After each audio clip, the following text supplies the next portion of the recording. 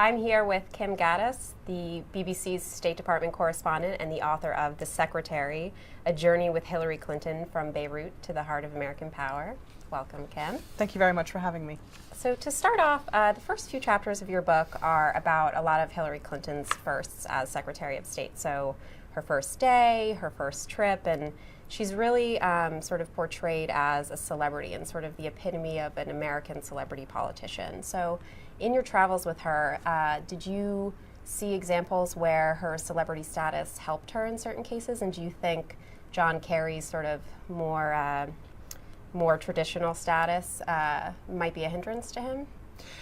Well, I certainly saw Hillary Clinton's celebrity status help her in her 4 years as Secretary of State, and in ways that are told in detail in some of the chapters of my book, particularly, for example, when she goes to South Korea for the first time and she is applauded by a wide audience of women who are all there waiting to see this politician who's coming to talk to them, this trailblazer about women's rights, this woman who's visited already as First Lady, and they can't believe that she's there to talk to them.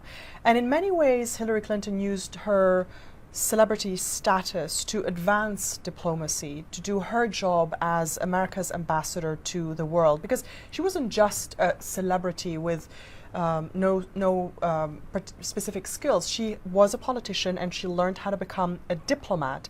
And President Obama knew when he picked her as Secretary of State that she had that set of skills to represent the country around the world at a time when the United States had some work to do to repair some of its alliances or improve its perceptions around the world. So he very purposely decided to get someone on his side who could step on a plane, travel anywhere, and instantly represent him and the United States. John Kerry is a very different type of personality. He'll do the job differently, but he also is very well known. He is a global figure. He will probably have a more traditional style of diplomacy, but we'll have to see. He's only just starting. So speaking of her working relationship with Obama, which, you know, in the book it seems as though it's a very strong, sort of genuine working relationship. What was your sense of their personal relationship? I think one word defines the relationship between Hillary Clinton and President Obama, particularly when you look at it from Hillary Clinton's perspective, and that's loyalty. There is no doubt that within the administration there were a lot of disagreements, a lot of discussions about which decisions were the right ones to take on Afghanistan or Pakistan or Libya or Syria. But at the end of the day, I think Hillary Clinton and President Obama acknowledged that they needed to have their disagreements behind closed doors, come to a conclusion, make a decision, and then present a united front to the world, because that helps America's credibility. So there was the loyalty, but there was also this interesting dynamic between two people who were colleagues in the Senate, rivals, bitter rivals on the campaign trail, who then had to work with each other in the cabinet. And I write about how Hillary Clinton says, you know, I know what a president needs, and what he needs is people on his team. And that's why she decided to be a good team player right from the very beginning, initially to erase some of the tensions from the campaign, but also just because she just wanted to do her job as America's ambassador to the world. Did you ever catch word of any of those disagreements between the two of them? Well, that's where the loyalty comes in, of course, because she was very careful not to ever indicate that there was a disagreement between her and the president when she was talking to the outside world. You could get a bit of a sense that there was some frustration from speaking to her advisors, but they were also very careful never to portray this as a dispute between the president and the Secretary of State. And I was actually quite struck speaking to some of her foreign counterparts who always, without me prompting them, immediately remarked on the fact that they were very impressed to see this woman who had lost a presidential campaign agree to work with the president, the man who was her rival, and do it in a way that she never gave any indication that she was trying to push her own agenda. She never spoke badly about the president in meetings that she had with her foreign counterparts. She was always on the same page as the president in her conversations with her foreign counterparts. And that went a long way, gaining her respect around the world and improving America's credibility.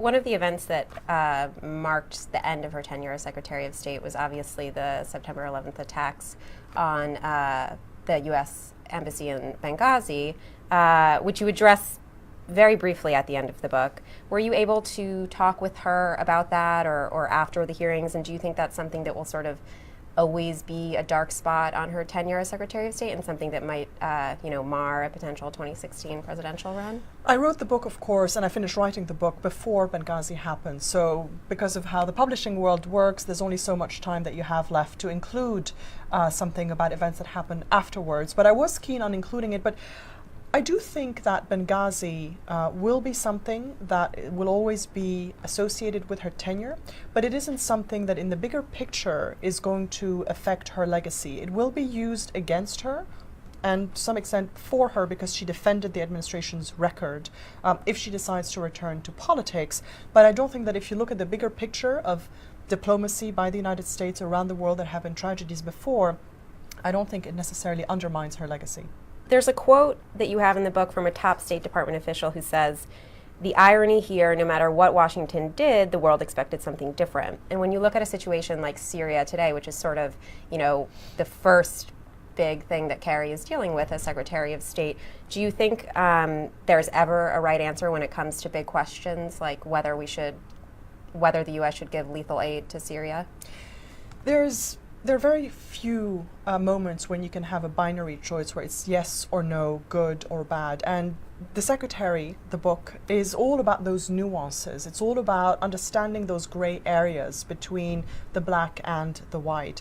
And I think it's important for people to understand both in the United States but also around the world that the world is a complicated place and there isn't always a clear answer.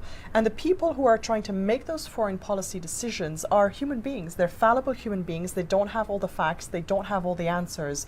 And they're trying to do the best that they can. And that's what motivated me in my writing to try to explain some of that. So when it comes to Syria, there isn't a clear, correct choice. There are diverging opinions, and it's partly what has stopped the administration from taking decisive action one way or another, because nobody seems to agree on what is the best way forward. And I know that at the moment there are a lot of people pushing to arm the rebels. There are also a lot of people saying, it's a terrible idea, don't go there. And we've seen that debate play out within the administration, and we know now that Hillary Clinton was to some extent in favor of arming the rebels, but again, I don't think she went to the president and said, this is the right thing to do, it will work 100% guaranteed, and then he said, no, I don't want to go there. I think it was more of a, this is one of the options, it could work, these are the dangers, these are the pros and the cons, and the president said, it's just not good enough. Kim Ghattas, thank you very much for joining us, and congratulations on the book. Julia, thank you very much for having me on CBS. Thank you.